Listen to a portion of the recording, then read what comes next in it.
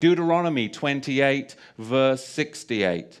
And Yahweh shall bring you into Mitzrayim, Egypt again with ships. And the way of which I said to you, you shall see it no more again. And there you shall be sold to your enemies for slaves and female slaves, and no man shall buy you. And that is what happened to the regal class of the house of Judah. And I want to give you a brief history. I won't go into it too much, but I can't just make that statement because there'll be people that will push back. But I want to give you a brief history on slavery. I was just amazed, I got to tell you. I mean, when you come to America and you talk to people about slavery, you can talk to black people about slavery, white people about slavery, and they'll give you all this history on slavery, and it only goes back to the 16th and the 17th century. And you're like, don't they teach you the history of slavery? Why? Ask the bloody question. Why are they only teaching you the history of slavery as far back as the 16th and the 17th century? Why are they only going that far back? Because they don't want you to go farther back than that, because then you'll actually find out the truth. But from the 16th and 17th century, we'll teach you about slavery. You've got to go further back, and you've got to understand and question, why do they do this throughout the whole of America, in all the public schools? Why do they only go back as far as the 16th and the 17th century to talk about slavery? We've got to go further back than that. Because Islam designed infernal slavery, and then the Ashkenazi Khazars, those who say they are Jews and are not, are the ones that marketed it, and the regal Negro nomads exiled from the kingdom of Judah were the main recipients of it at the hands of the indigenous black Africans. Because you've got to understand, the regal class of the house of Judah came down from Israel, and they came into the land of the black Africans. And the black Africans resented the regal class of the house of Judah in their land, because they had laws, they had customs, they had civility, and they were a regal class of Negro that came down into Africa. And later on, it was the Ashkenazi, the Islamic slave traders as well, that then worked together with the indigenous black Africans to enslave the regal house of Judah. This is what we've got to understand, but you've got to go back before the 16th century to understand the roots of it. So we're going to see, as we dig into this, where this slavery came from, because it was really a system that was very, very well crafted. There was Islamic masters, and there were white Ashkenazi Khazar ship owners. There were the buyers and the sellers. And they're not going to fill you in on all of this, but really you've got a 4-tier system. Number one, you have the Negro nomads that were exiled from the kingdom of Judah. Number two, you had indigenous black African hunters that resented the regal Negro nomads that had come into their territory with their own customs, with their own laws that were different and would not assimilate into their tribal culture. They were their own tribe. They were the regal house of Judah. And number three, you had Islamic trappers that worked with the indigenous black Africans to trap the regal Negro house of Judah. And then you had them sell them to the Ashkenazi ship merchants, along with many Portuguese and British Ashkenazi. Oh, it is a blessing to know the truth. Because now when I call upon the name of Yeshua, I know those demons are going to run. I know my circumstances are going to change. Because that is the name that is above every other name. And that name is Yeshua. So thank you for tuning in. Thank you for taking this long time to be with me and rejoice with me, I hope is what you're doing. Rejoicing that the truth of Yeshua and Yah and you as his people, it's true. And I know you've known it. And I know that it's sometimes it's like, why do people believe me as a white man? But some of that is because of what's been ingrained in your minds as well, to doubt each other. So I'm not this great man, but I'm just a man coming from the people that have taught you lies, coming from the people that has degraded you, coming from the group of people that has lied to you and created this false, and even put in your own minds to doubt each other. I'm coming to say that we've done that, but the truth is you are his chosen. Yeshua and Yah are the true names of God and his Son.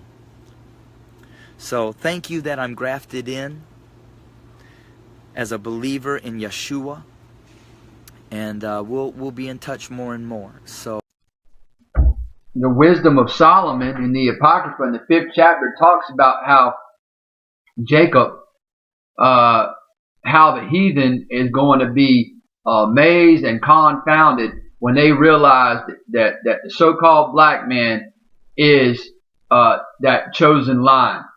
You know, in the 5th chapter, I'm getting ready to read some verses here. You know, it's going to be amazing. You aren't going to be able to comprehend it, and you're going to be in anguish and dismay and shock. How could it be that this so-called black man who's been terrorized over here for 400 years and all over the earth, really, in the four corners of the earth, how could it be? Let's read about it. Well, you acknowledge who the real Israelites are, huh? So let me ask you this. Look at this right here. Tell them what you're doing, David, Brother David. I'm just a minister for the Lord, and these are the actual Israelites, ancient Israelites, depicted in Egypt, tomb walls. These are Assyrian captives. I believe these are probably Levite priests because their hair is cut a certain length. They Look at also those have black their hair in images. locks. Look at those black images. Who's that? Daniel wrestling with that lion? With that black skin and woolly I hair? don't know. I wonder if that's maybe a man in an early Christian in a Colosseum. No, that's David. They said he wrestled with lions. Okay. Well, Hey, but look, let me ask you this. Who are the Israelites, right? You see that? the ancient Israelites are those people that were taken into slavery through Atlantic slave trade and scattered through all nations of the world. Right, okay. And where it gets interesting is, in America, there was a slave trade. And a lot of the slaves, a very high percentage of them, came from Western Nigerian ports. And in America today, you see a very large movement of African Americans who say that they're the real chosen people, that they're the children of Israel, they're the Judeans. You know, so what are they just trying to create an identity for themselves because they were slaves, or is there really something here? And the answer is, most likely there is something there. And most likely, maybe that they were the original Israelites, and maybe that the Jewish people today who are white, Caucasian people came in a little bit later on. It is very important that you understand who the true Hebrews are, because that end-time prophecy, lots of it, surround these individuals. I am a Gentile.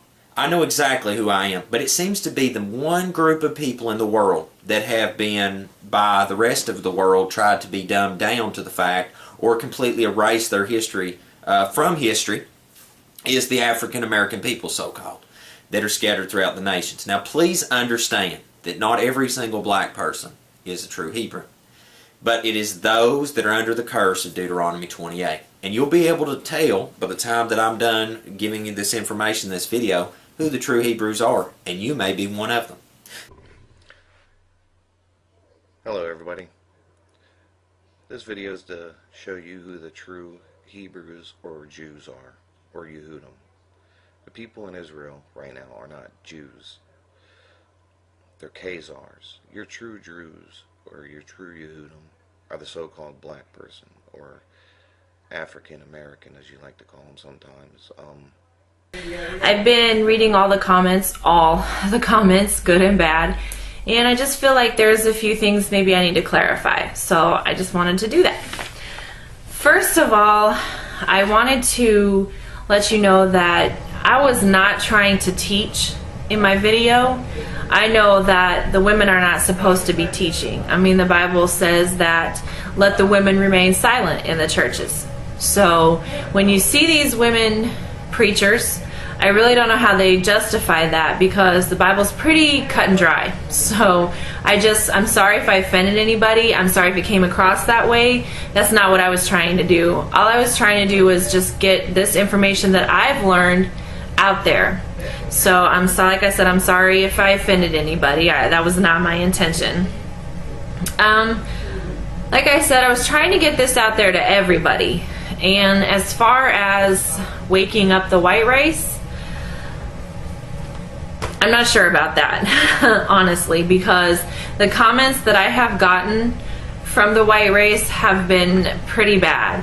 People call me every name in the book, telling me to go kill myself, telling me to get AIDS and die. I mean, that's just the most horrible thing that you can say to any human being. So it's kind of discouraging, actually, because I cannot be the only white person on the face of this earth that feels this way.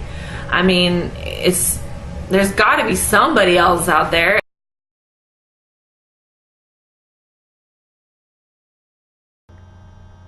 What I'm about to tell you is that the Israelites, the so-called Jews that are living in Israel today, are not the real Israelites. The real Israelites are the black and brown people of the world.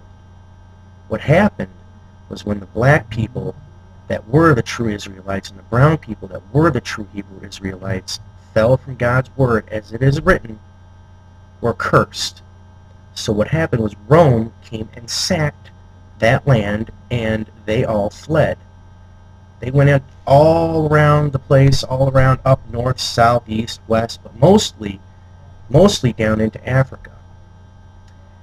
They lived there for a little while in the wilderness until they were taken by slave ships to the Americas.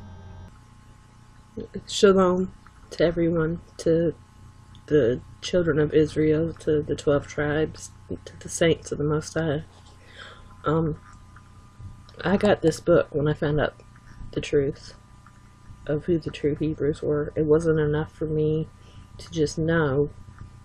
I felt it was my duty to go in and truly study their history and what they endured, because I have a hard time with those of you with white skin saying it's in the past. It doesn't matter. So my question to you, white people, is what are you proud of? What are you proud of? I'll say now, denounce the color of your skin, denounce your flesh. And I'm going to read some out of this book. It's called Into Egypt Again with Ships, A Message to the Forgotten Israelites, Elisha J. Israel. And I recommend it to anyone who wants the truth of who the true Hebrew Israelites are. And this is an amazing book. It's only about 150 pages, but it goes into history, it goes into scriptures. So to those of you with white skin that say slavery doesn't matter, my first question is, if it doesn't matter, why did the white man go through so much trouble to hide who the true chosen are? The true Jews, according to the Bible, you can check it in the Bible, you can read Job 30:30 and some other places. They have never been white. They have been people of color. And they have not stopped in Ethiopia. They were in Ethiopia, Sudan, and they have settled in West Africa. From West Africa, they have been taken as slaves to America. Brothers and sisters, blacks of America, it's you. You are the true Hebrews. You are the true Hebrews from the Bible. America gonna do everything, gonna invest as much money as it has, gonna fight as much wars as they can, gonna invite as much weapons as they can just to hide this away from you. Gonna take Israel, gonna bring white people here and to tell you these are the Jews, gonna kill you, gonna kill Arabs, gonna mistreat white people like this guy just to tell you this lie. That you are nobody and we are the Jews with all the history and so on. It has been deleted, your history. You don't know who you are. Don't forget about it. This is why America has been taking your history away, never to find out that it's all about you. Now, to the real Hebrew Israelites, you're going to refer to Deuteronomy 28, 64 through 68. He is reprimanding and passing judgment on the Israelites for the wrongs that they did, and they did wrong, and they get their judgment, and they have suffered it. He sent them into ships, by ships, into bondage, scattered, so they would never know their land again, it says. That they will never know who their God is, and God shall turn his back on them. They never knew who they were. The Jews today happen to have heritage and they know who they are, but it violates everything that we're going to look at in your scriptures of Deuteronomy, Jeremiah, Zechariah. Because it's not supposed to be established by men. It's supposed to be established by God. In the end, he said he would wake them up. You're going to find in Jeremiah and Zechariah that these people who were taken by ship into bondage and scattered throughout the lands, never to be seen again, never to know who they are again, would not be awoken until the end times. Today, my friends, we are in the end times.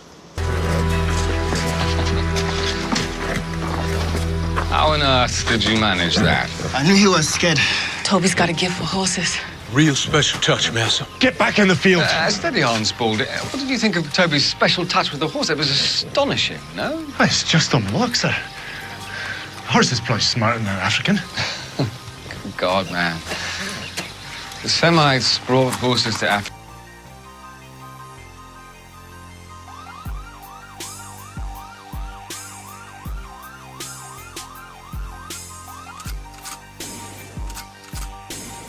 Horse is probably smarter than an African. Good God, man. The Semites brought horses to Africa.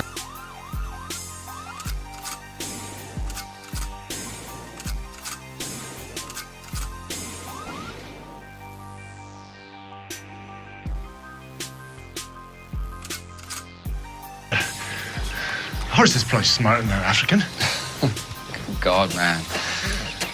The Semites brought horses to Africa when they defeated the Egyptians more than 2,000 years before the birth of Christ. It never fails to amaze me that you traveled the world, Spaulding, and seem to know nothing about it.